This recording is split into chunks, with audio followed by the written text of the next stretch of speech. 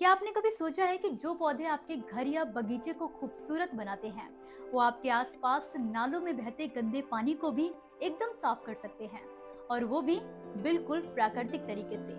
जी हाँ, आज के इस वीडियो में हम बात करने वाले हैं एक ऐसे पर्यावरण मिशन की जो भारत में जल संरक्षण और सफाई के तरीके को बदलने वाला है। दरअसल भारत में शुरू हुआ है एक ऐसा ग्रीन मिशन जो हमारे गांवों और शहरों को नालों की गंदगी से मुक्त करेगा, और वो भी पूरी तरह प्राकृतिक तरीके से।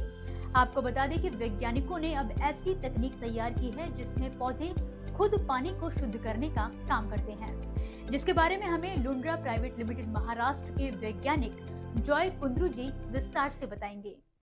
हम लोग एक्चुअली कंस्ट्रक्टेड वेटलैंड पर काम करके और उसको एडवांस किए हुए हैं। जैसे कि आप जानते हैं कि कंस्ट्रक्टेड वेटलैंड अपने आप में नेचर बेस्ड टेक्नोलॉजी है, जो कि सीवेज ट्रीटमेंट का सबसे सस्टेनेबल और सबसे आसान तरीका है। इजीली उसको मेंटेन किया जाता है। But at the same time जब हम देखते हैं कि ये किसी भी शहरों में, किसी अर्बन स्पेसेस में इसको फिट करना डिफिकल्ट होता है, क्योंकि इसमें जगह ज्यादा लगती है। अब चूंकि इसमें जगह ज्यादा लगती है तो हमको कुछ ना कुछ इसमें करना ही था, तो हमने इसमें एयरेटेड ट्रीटमेंट वेटलैंड को इंट्रोड्यूस किया, जो कि इसके अर्बन स्पेसेस को कम करती है, मतलब लैंड फुटप्रिंट को कम कर देती है। उसका फायदा ये होता है कहीं भी ये फिट हो सकता है, नंबर 1। नंबर 2, इसकी एफिशिएंसी बढ़ जाती है। जैसे कि आप देख रहे हैं ये वेटलैंड ही है, लेकिन उसको नीचे से एयरेट किया जा रहा है। इसके एयरेशन के फायदा ये होता है कि एरोबिक डाइजेशन बढ़ जाता है, जिससे एंटायर पूरा जो सीवेज है, पूरा स्लज जो है डाइजेस्ट हो जाता है। जब पूरा स्लज डाइजेस्ट हो जाता है तो इसमें स्लज फेंकने की जरूरत नहीं पड़ती है, इसमें बदबू नहीं आती है इस सिस्टम में कोई भी तरह का, किसी भी तरह का। और कभी कहीं पर भी इसको आप इंस्टॉल कर सकते हैं। इवन किसी भी खिड़की के बाजू में, बालकनीज के बाजू में आप इसको लगा सकते हैं। डिसेंट्रलाइज सिस्टम में सबसे अच्छा ये काम करता है, क्योंकि ये एक तो जैसे कि मैंने कहा कि जगह कम लगती है, दूसरा इसमें बदबू नहीं होती है और आवाज नहीं होती है। और इसको ऑपरेट करने के लिए सिर्फ एक आदमी रखता है, जो कि सिर्फ हार्डली कुछ घंटे के लिए काम करेगा, तो ये काफी आराम से ये मेंटेन हो जाता है। आपको बता दें कि इस तकनीक में काना इंडिका, डकवीड, जलकुंभी और कैटल जैसे पौधों की खास प्रजातियों का इस्तेमाल किया जाता है। इन पौधों की जड़ें पानी में मौजूद हानिकारक रसायन, गंदगी और जैविक तत्वों को सोख लेती है, यानी पानी खुद ब खुद साफ होने लगता है। और सबसे बड़ी बात, इस प्रक्रिया में ना कोई केमिकल लगता है और ना ही कोई भारी मशीनरी। जी कि इसकी टैंक की कैपेसिटी डिपेंड करती है कि कितना कैपेसिटी ऑफ एसटीपी है। जैसे मान लेते हैं एक 1 mld का एसटीपी है, तो 1 स्क्वायर मीटर पर केएलडी की रिक्वायरमेंट होती है बेसिकली इसमें। तो अब सीधी सी बात है, 1 mld अगर है तो 1000 स्क्वायर मीटर की लैंड लगती है इसमें। और ये बेसिकली ये 21 तरह की प्रजातियां होती हैं। ये 21 प्रजातियां खास करके इनको इंग्लिश में मैक्रोफाइट्स कहा जाता है। हमारे देश में इस तरह के ये मतलब हमारे इस तरह की क्लाइमेट में ऐसी प्रजातियां बहुत सारी पाई जाती हैं, कम से कम 15-20 तो यहीं पाई जाती हैं। अब इन प्रजातियों की खासियत ये है कि अब जहाँ कहीं भी नाले के आसपास में गंदगी जहाँ पर होती है, वहाँ पर इस तरह की प्रजातियां आपको दिखाई पड़ती है। खास करके आपको वो केना जो दिख रही है वहाँ पर, वो केना हमको आज मिली नहीं, बट वो जो उसको आप केना इंडिका कहते हैं, उसमें ऐसे फ्लावरिंग होती है, बड़ी अच्छी सुंदर दिखाई पड़ती है, और एट द सेम टाइम पूरा सीवेज ये डाइजेस्ट कर लेती है।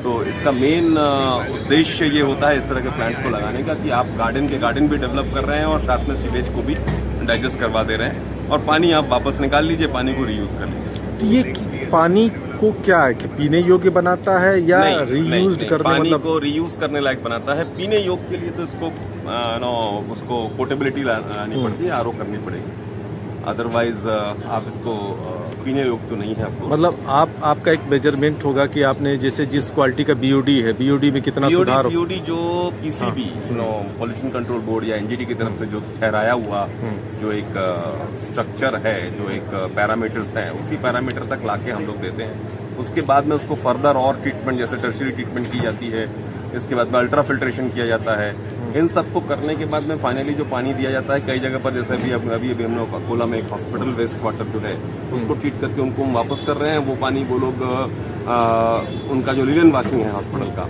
उस लिनन वॉशिंग में यूज कर रहे हैं उसको, क्योंकि लिनन वॉशिंग में, हॉस्पिटल का लिनन वॉशिंग में बहुत पानी लगता है। उस पूरे पानी वो इसी पानी को वापस से यूज कर रहे हैं, क्योंकि वहाँ पर पानी महंगा है, 60 रुपीज पर केएल का वहाँ पर रेट है, ज्यादातर जगह पर वैसे ही। तो इस तरीके से पानी को रीयूज किया जा सकता है इस तरह के प्रकरण के द्वारा, इस तरह के प्रोजेक्ट के द्वारा। अब बात करें इसके प्रयोग की तो हिमाचल प्रदेश के कांगड़ा जिले में मनरेगा योजना के तहत इस मॉडल को अपनाया गया है। वहाँ गंदे पानी वाले इलाकों में इन पौधों को लगाया गया है और नतीजा ये है कि कुछ ही हफ्तों में पानी पहले से साफ दिखने लगा है। साथ ही ग्रामीणों को इन पौधों की देखभाल का काम देकर रोजगार के अवसर भी मिल रहे हैं। यानी एक योजना से पर्यावरण भी साफ और रोजगार भी सुरक्षित। इसमें यह है कि इस तरह के प्रोजेक्ट को चलाना अपने आप में बहुत आसान है, क्योंकि सिर्फ एक गार्डनर लगता है इसको चलाने के लिए।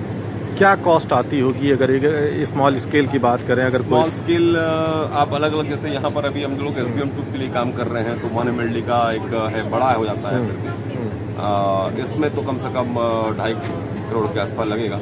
अब आप 100 KLD का कोई हॉस्पिटल में लगाना है वो आपको करीब 70-80 लाख के आसपास में हो जाता है पूरा कंप्लीट काम।